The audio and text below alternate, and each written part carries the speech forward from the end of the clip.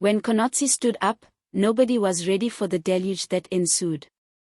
In a style that could best be termed as an adamant demolition, he served chilling factual information that ripped through the well-guarded aura of President Sir Ramaphosa with a chilling composure.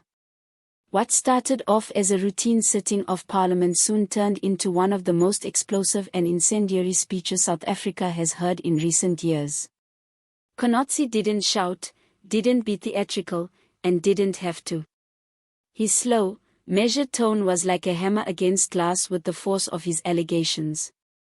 Konazi presented accusations of bribery, corruption, and the wholesale breakdown of law enforcement under Ramaphosa's management. It wasn't an oration. It was the deconstruction of a president's legacy brick by brick. Step by step, Konazi peeled off the layers of denials, revealing the entrenched fault lines in South Africa's ruling institutions. The chamber was silent for the first time in a long time, silent not because of respect, but because of shock. The normally viable members of parliament who would normally fill the space with applause and heckles now sat immobile, their faces fixed on some blanking at their desks, others fixed on Konazi with wide eyes. One of the strongest portions of his speech was when he addressed bribery specifically. He did not beat around the bush. He accused top-ranking officials not just of ignoring corruption but of participating in it actively. The suggestion was catastrophic. Ramaphosa himself, the politician voted in on a ticket of reform, was at the very heart of a bribery culture that has eaten away at the state from within. Konazi contended that bribery is not a singular event but the bloodstream that sustains the political elite. He drew vivid descriptions of backroom deals that never emerge into the light, of money discreetly handed over behind doors and of choices made not by the will of the people but the contents of a brown envelope. South Africans have for a long time murmured about such transactions, but to hear them set out so starkly in Parliament struck a raw nerve. The atmosphere in the room was strained as though Konazi had broken something that could not be fixed quickly. If bribes were the disease, then the police are the failed immune system designed to prevent it. Konazi tore into the South African police service, accusing it of being corrupt, ineffective, and in certain instances complicit in criminal activity.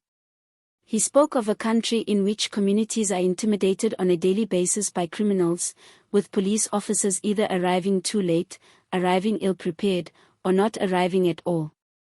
During moments when citizens are most in need of protection, all they find is silence and indifference. His words struck a chord with millions of South Africans who have experienced that very reality, asking for help that never arrives or seeing cases vanish into administrative black holes. Konazi went further, suggesting that this failure of law enforcement isn't accidental, it's systemic. From the top brass down to local stations, he argued leadership is riddled with incompetence and, worse, corruption. The police are no longer protectors of the people, he declared, but protectors of those in power. While Konazi's speech referenced broader failures, he never let anyone forget who he held ultimately responsible. Sir Ramaphosa, who had previously run for office as a reformer and anti-corruption warrior, is now being portrayed as the very author of the ills he previously vowed to eradicate. Ramaphosa has permitted bribery to flourish and has spectacularly failed to repair a police force that is imploding on his watch. Konazi avers the president's silence in the face of these accusations speaks volumes, with each second that he takes to answer is a second in which the charges become heavier, more credible, and more toxic. Konazi reminded the House that words of reform ring hollow if they do not translate into action and that however much spin is attempted it cannot disguise the corruption that lies at the heart of the system. Outside Parliament, the response was prompt and incendiary. Within minutes, social media lit up with clips of Konazi's fiery words. Trending hashtags demanding accountability dominated Twitter and Facebook.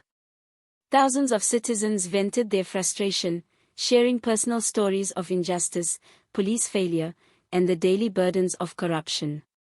From Johannesburg to Cape Town to Durban, the sentiment was the same: enough is enough. South Africans have suffered through rolling blackouts, unemployment, economic deterioration, and the strangulating grasp of corruption on almost every area of their lives.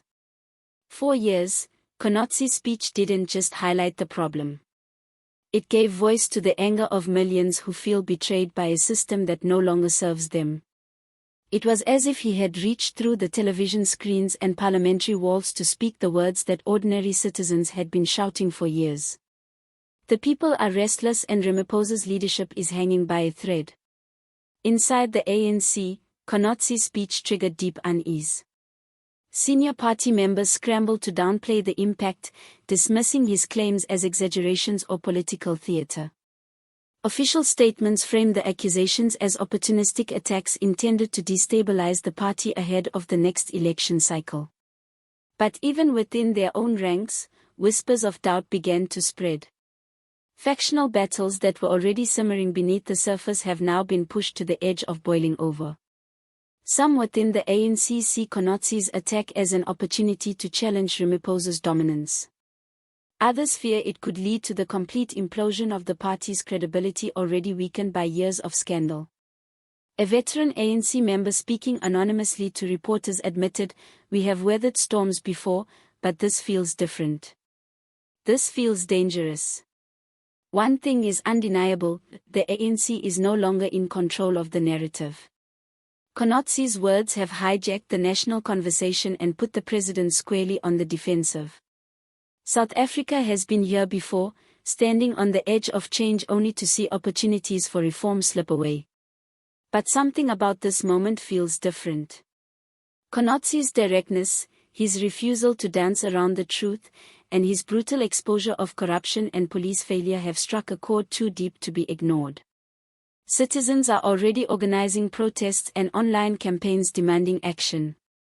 Civil society groups are calling for an independent investigation into Konazi's allegations. The pressure is mounting and the world is watching. Political analysts have begun to speculate about what comes next. Some predict that Ramaphosa will attempt to ride out the storm, leaning on loyal allies within the ANC and using procedural delays to blunt the momentum of the outrage. Others suspect the scandal will unleash a broader accounting within the party, possibly reconfiguring its leadership in time for the 2026 elections. Others caution that if the charges are glossed over or covered up, public outrage could boil over into street demonstrations on a massive scale or even destabilize the government.